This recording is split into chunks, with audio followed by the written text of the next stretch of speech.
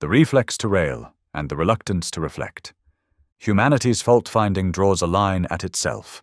By peak afflatus, we are adept at diagnosing faults in the world while remaining blind to our own. Introspection appears to be a remedy for many of our ailments, yet it has never become an instinct.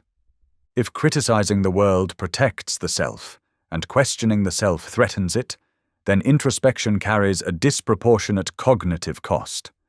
Identity is fragile, and we are built first to survive, not to see clearly. We defend our shame, contradictions, and unresolved hurt with a perimeter of judgment. Ego armors itself in righteous indignation. Modern society now rewards reactivity. Outrage is monetized, attention is harvested, and blame spreads through amplifying loops that favor emotional shortcuts over understanding. Reflection, by contrast, carries a personal cost, and its rewards are slow, uncertain, and private. Silence and solitude have become scarce. We spend less time metabolizing experience and more time distracting ourselves with instinctive reactions.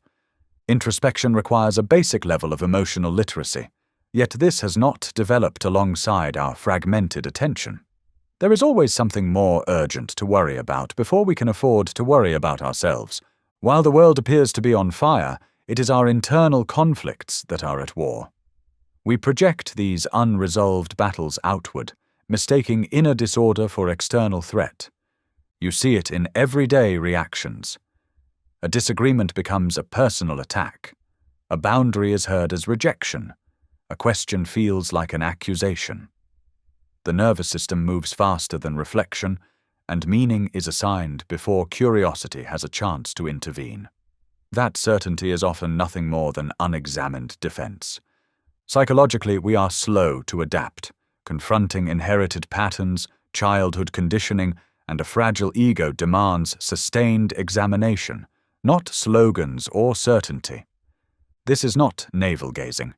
It is a refusal to postpone the inevitable.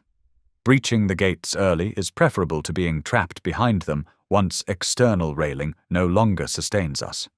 The other cost of turning inward is social. Reflection puts you out of step with the reactive majority. Clarity isolates. Insight carries a subtle penalty. For all our technological advancement, psychological growth has not kept pace. Progress has multiplied stimulus without deepening self-knowledge. Crises have a way of turning us inward. In a world saturated with content, self-understanding becomes a survival skill rather than a luxury. As material comfort reaches its limits, the question is no longer how loudly we can argue about the world, but how much of the chaos in ourselves we are willing to examine. Outrage offers belonging without responsibility. Reflection offers clarity and compassion without applause. Most of us already know which one we choose and why. You have been listening to Peak Afflatus.